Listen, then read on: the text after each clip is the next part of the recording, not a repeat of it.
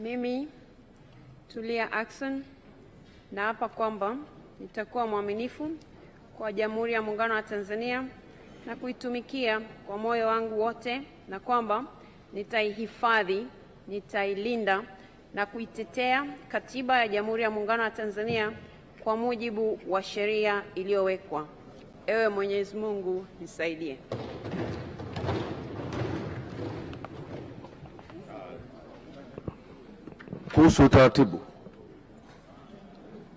Kuhusu utaratibu. Tamko la ahadi ya uzalendo.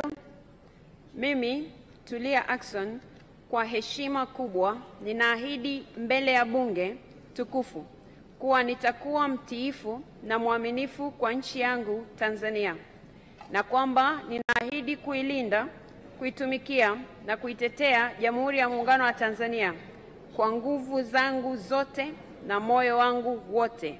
Ewe Mwenyezi Mungu nisaidie.